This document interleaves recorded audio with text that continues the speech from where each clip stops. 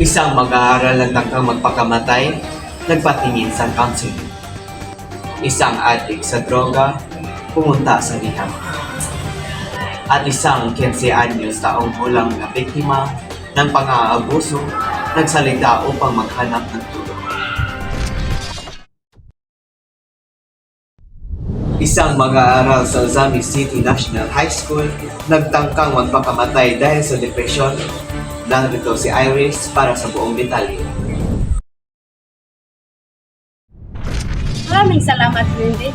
Sa panahon ngayon, maraming kabataan ang nahanap sa pagkakas.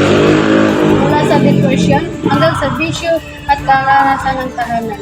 Ngunit sa tulong ng mga eksperto, pamilya at komunidad, may pag-asang makabangon muli. Itong kwento ay tungkol sa isang 16 anyos na estudyante na itatago natin sa pangalan na Chloe.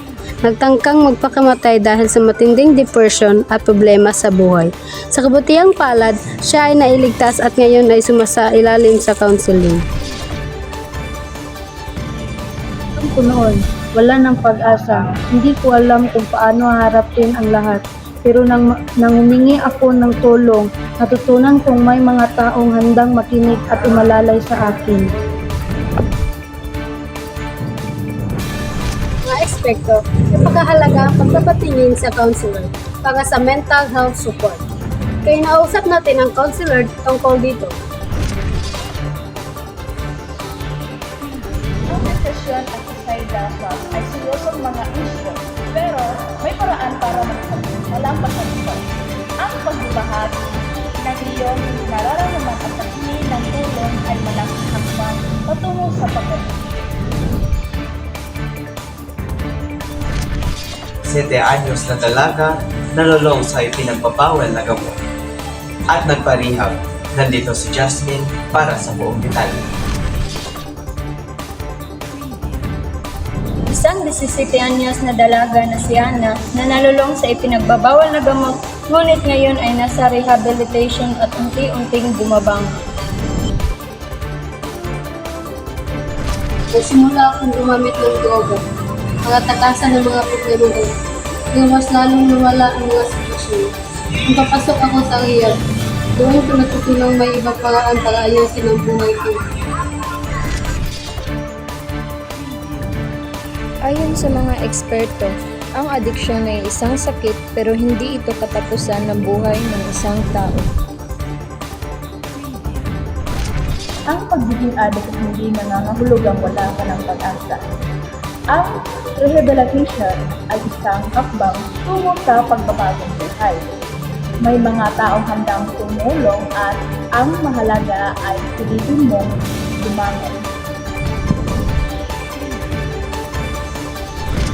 Isang mag-aaral na 15 anyos na dalagita, nakaranas ng pang-aabuso. Narito si Ana para sa detalye. Ang kwento ng isang 15 anyos na dalagita, si Jessica, na nakaranas ng pang-aabuso mula sa sariling magulang. Sa kabila ng takot, naglakas loob siyang humingi ng tulong. Ngayon ay nasa maayos ng kalagayan sa pangangalaga ng mga social workers. Wala nang magikinig sa akin. Natatakot akong magsalita. Pero naglakas loob ako. Natulungan nila ako at pupunta ako sa mas ligtas na lugar.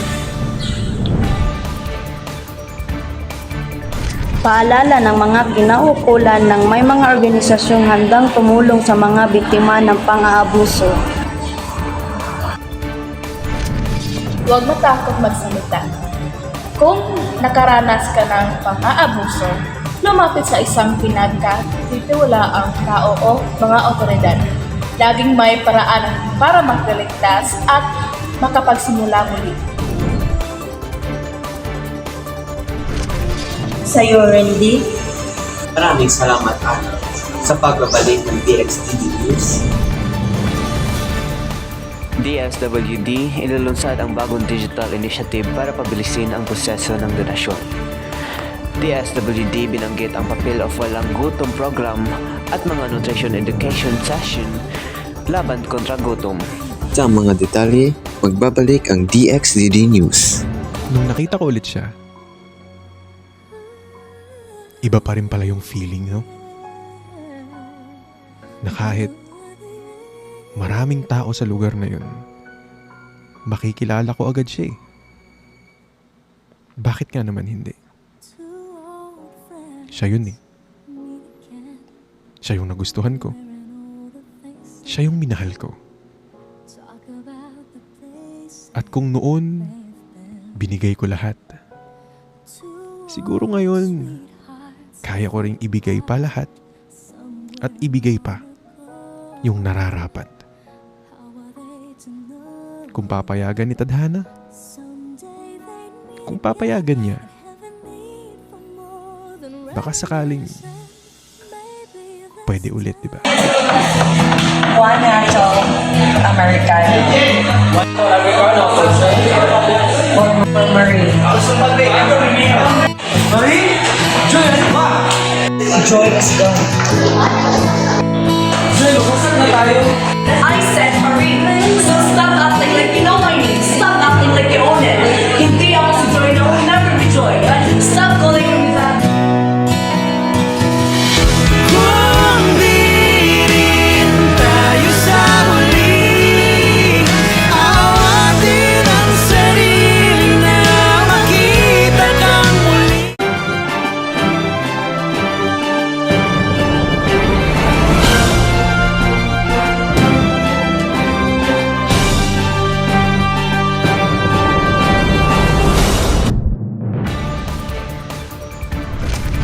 Ilulunsad ng Department of Social Welfare and Development or DSWD ang pinakabagong digital initiative na magpapadali ng proseso ng donasyon sa ahensya.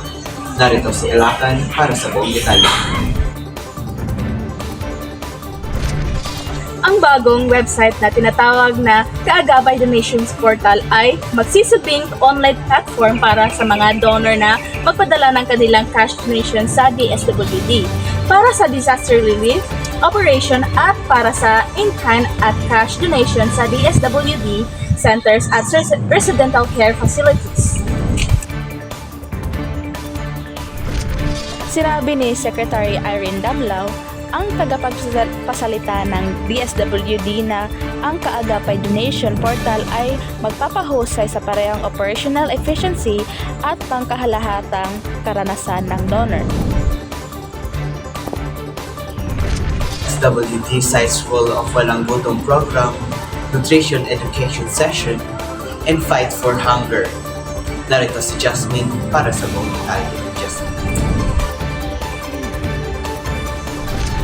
Bigyan diin ng Department of Social Welfare and Development o DSWD ang kahalagahan ng nutrition education session na dinadaluhan ng mga benepisyaryo sa Walang Gutom Program o WGP sa paglaban ng bansa sa gutom.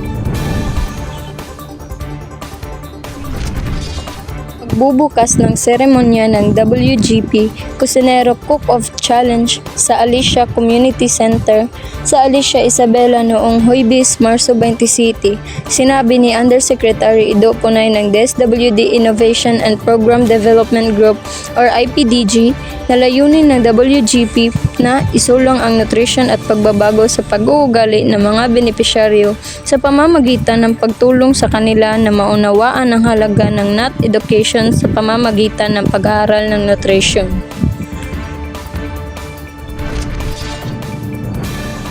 At yan lamang po ang mga balita mula sa DXDD News. Magandang araw.